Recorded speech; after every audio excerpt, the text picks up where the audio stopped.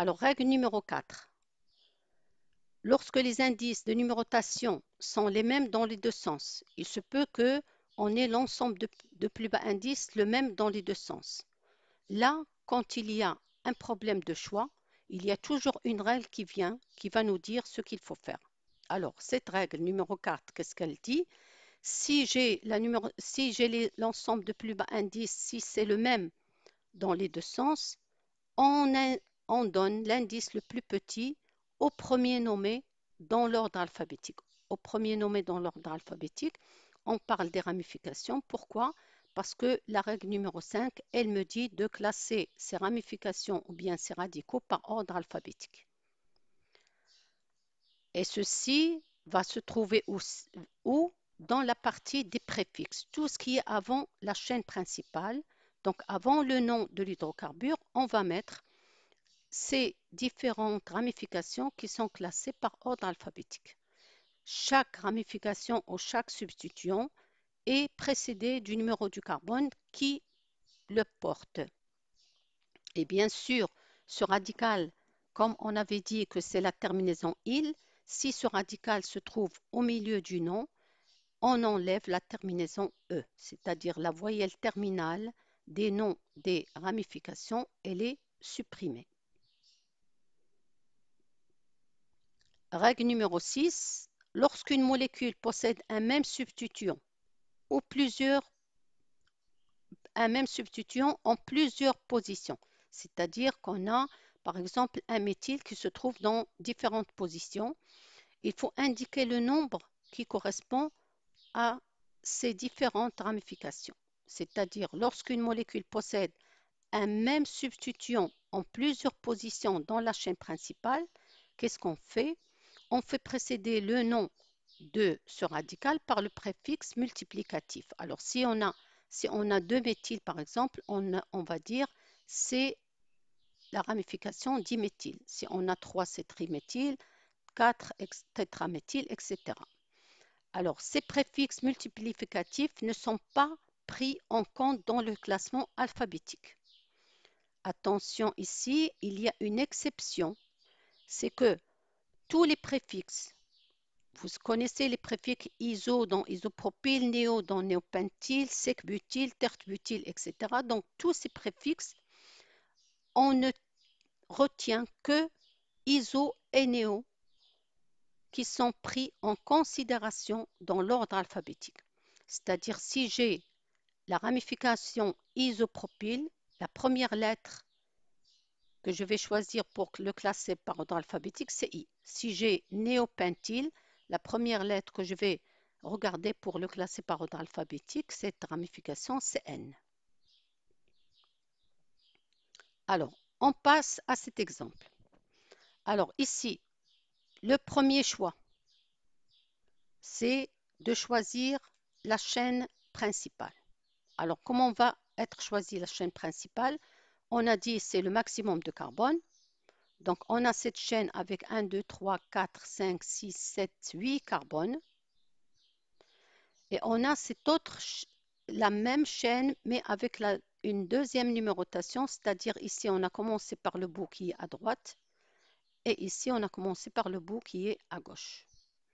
Alors, quand je regarde la numérotation en rouge, les ramifications sont quoi? Les ramifications sont ici, CH3, CH3. On a deux fois la ramification CH3. Pour dire qu'il y a deux fois, je vais mettre 10 et la ramification c'est diméthyle.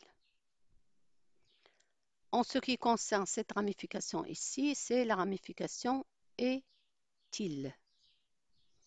Donc, quand je vais classer par ordre alphabétique, la première lettre que je vais regarder ici, c'est M et non pas D, puisque je ne tiens pas compte du préfixe multiplicatif. Ici, c'est la lettre E. Donc, qu'est-ce qui vient avant? C'est E, donc je vais classer par ordre alphabétique. Éthyle avant diméthyle. Parce que là, je tiens compte de la lettre M. Alors, dans la numérotation, Quand je regarde la numérotation en rouge, elle me donne les indices 3, 4 et 5. La numérotation en bleu, elle me donne l'ensemble de plus bas indices 4, 5 et 6. Alors la règle, bon, ici je vais vous faire une remarque. Ce n'est pas la peine d'apprendre la règle 1, qu'est-ce qu'elle est, la règle 1, la règle 2, la règle 3. Le numéro de la règle n'est pas important, mais c'est l'énoncé ou la règle en elle-même qui est importante. Donc je sais que quand j'ai le choix dans la numérotation, la règle me dit de choisir l'ensemble de plus bas indices. Donc je vais comparer ici 3 avec 4. Donc 3 est inférieur à 4. Donc la numérotation que je vais retenir, c'est la numérotation 3, 4 et 5. Donc on va revoir ceci. Celle en bleu, donc c'est celle qui correspond à 4, 5 et 6. Elle disparaît puisque ce n'est pas celle qui correspond à la nomenclature ou au nom de ce composé ou à règle de la nomenclature. Donc, la chaîne principale, on récapitule. Elle contient 8 carbones. Pour 8 carbones, on a dit c'est le préfixe grec oct, an, puisque c'est un alcane. L'ensemble de plus bas indices 4, 5, 6 ou bien 4, 3, 4 et 5, c'est celui qui l'emporte parce que c'est l'ensemble de plus bas indices.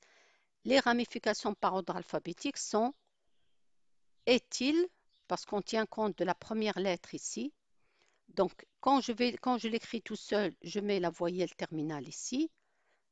Et quand je vais les mettre dans le nom, vous allez voir, on va enlever donc la voyelle E ici. On a diméthyl en position 3 et 4. Alors, le nom, c'est quoi? Le nom, on va commencer par le préfixe. Dans le préfixe, c'est quoi? Le préfixe, on a éthyl, qui est en position 5. Alors ici, attention à l'écriture. Quand on a un chiffre avec une lettre, on les sépare par un tiret. Quand on a deux chiffres qui se suivent, on les sépare par une virgule. Donc le nom de ce composé, en tenant compte de toutes les règles qu'on a vues, tout ce qui est en préfixe, c'est les ramifications classées par ordre alphabétique. Chaque ramification est précédée par l'indice qui correspond à la place de cette ramification. Donc l'éthyle, il est en position 5. Donc 5-éthyle, la première lettre est majuscule, c'est comme un nom propre. Je vais suivre un chiffre, donc je mets un tiret 3 et 4. Alors, il y a 10 méthyl, donc je suis obligée de voir deux chiffres ici pour indiquer la place de ces deux méthyls. Même s'ils se trouvent sur le même carbone, on doit répéter le chiffre deux fois. Donc 3, 4, 10 méthyl, oct qui correspond à 8 carbones et an, donc c'est le suffixe an.